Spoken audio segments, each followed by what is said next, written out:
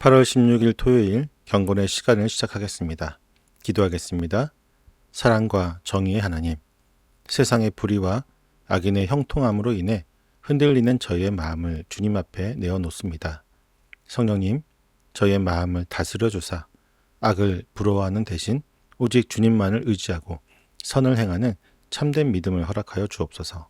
저희가 주님의 말씀을 묵상할 때 세상이 줄 수 없는 평안과 소망을 발견하게 하시고 그 안에서 주와 함께 동행하는 저희가 되게 하여 주옵소서. 예수님의 이름으로 기도드립니다. 아멘. 시편 37편 1절에서부터 9절까지의 말씀을 보겠습니다. 같이 읽습니다.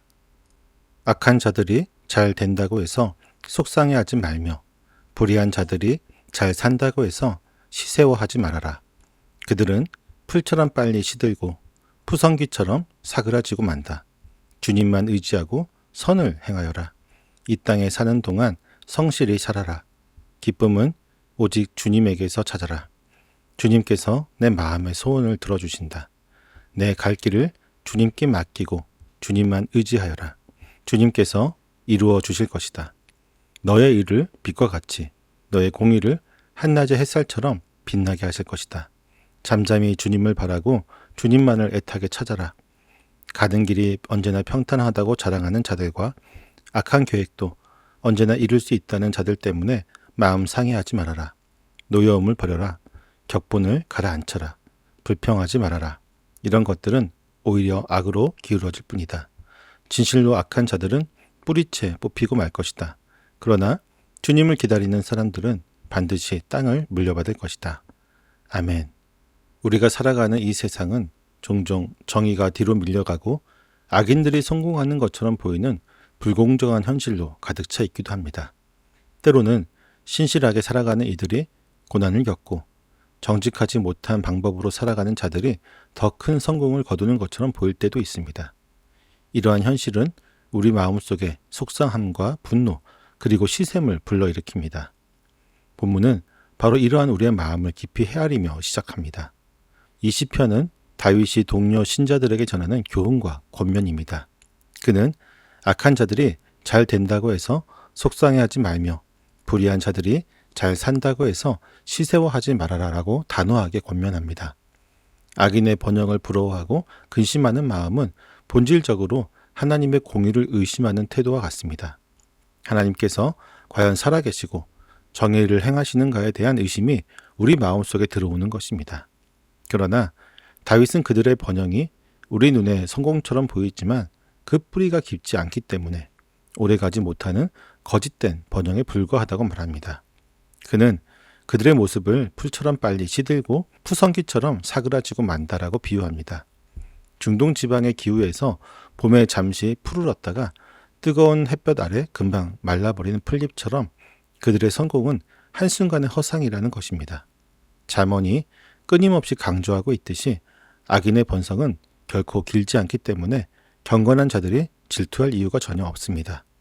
우리는 허망한 것 때문에 마음을 빼앗겨 우리의 영혼을 갈아먹는 분노와 질투에 사로잡혀서는 안 될 것입니다.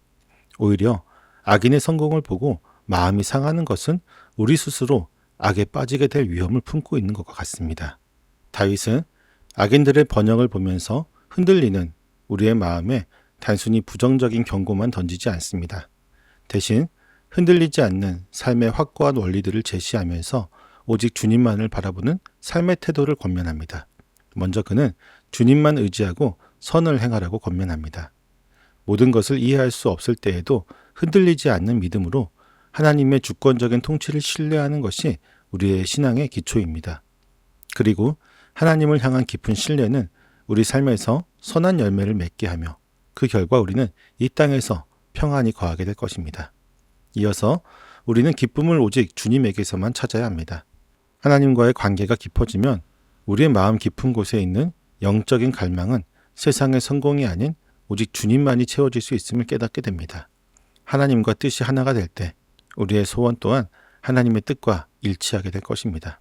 또한 우리의 길을 하나님께 온전히 맡겨야 합니다. 본문에서 내 길을 주님께 맡기고 주님만 의지하여라는 말씀은 원어적으로 너의 길을 주님께 굴려 맡겨라는 뜻입니다. 우리가 스스로의 힘으로 해결하려 애쓰는 대신 우리의 모든 여정을 하나님의 손에 맡겨드리고 전적으로 그분께 의지하는 것입니다.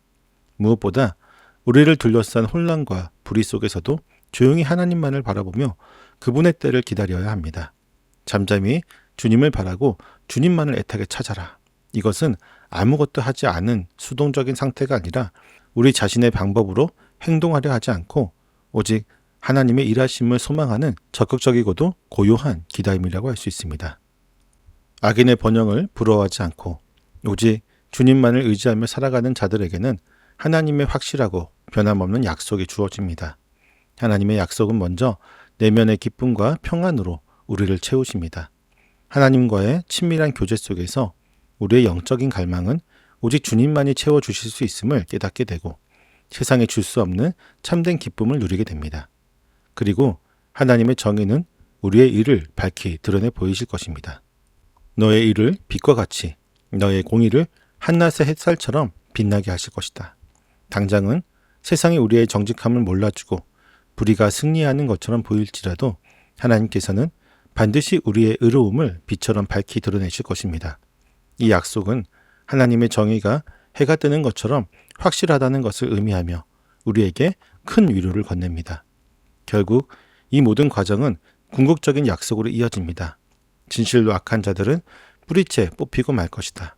그러나 주님을 기다리는 사람들은 반드시 땅을 물려받을 것이다. 악인들의 일시적인 성공은 마치 뿌리 없는 풀처럼 쉽게 뽑히고 사라지지만 주님을 기다리는 자들은 하나님의 약속하신 영원한 나라의 기업을 반드시 상속받을 것입니다. 이 약속은 예수님께서 산상수훈에서 온유한 자는 복이 있나니 그들이 땅을 기업으로 받을 것이며라고 말씀하신 것처럼 신약시대까지 이어지는 확실한 소망이 됩니다. 오늘 우리는 본문을 통해 악한 자들의 번영에 마음을 빼앗기지 않고 오직 주님을 기다리는 삶의 중요성을 깊이 깨달았습니다. 주를 기다리는 삶은 결코 허무하고 수동적인 삶이 아닙니다. 그것은 하나님의 주권을 온전히 신뢰하며 우리의 모든 것을 주님께 굴려 맡기고 그분의 일하심을 간절히 기대하는 적극적인 믿음의 삶이 됩니다.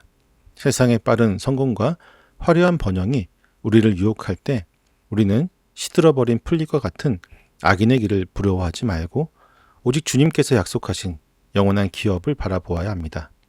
우리의 삶이 불의 앞에서 흔들리지 않고 오직 주님을 향한 굳건한 신뢰와 기다림으로 채워질 때 우리는 세상에 줄 수 없는 참된 기쁨과 평안을 누리게 될 것입니다.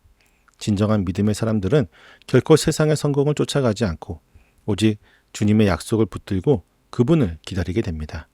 이 영원한 소망을 가지고 오늘도 묵묵히 주님의 길을 걸어가는 저와 여러분 되시기를 소망합니다.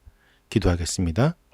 저희를 온전한 길로 인도하신 하나님, 악한 자들의 일시적인 번영에 마음을 빼앗기지 않고 오직 주님만을 의지하며 살아갈 것을 가르쳐 주시니 감사합니다. 풀잎처럼 빨리 시들어버릴 성공을 부러워하는 대신 주님께서 약속하신 영원한 기업을 소망하는 믿음을 허락하여 주옵소서. 세상의 불공평한 현실 앞에서 속상함과 분노가 저희를 사로잡으려 할 때 저희의 모든 길을 주님께 온전히 맡기는 지혜를 주옵소서.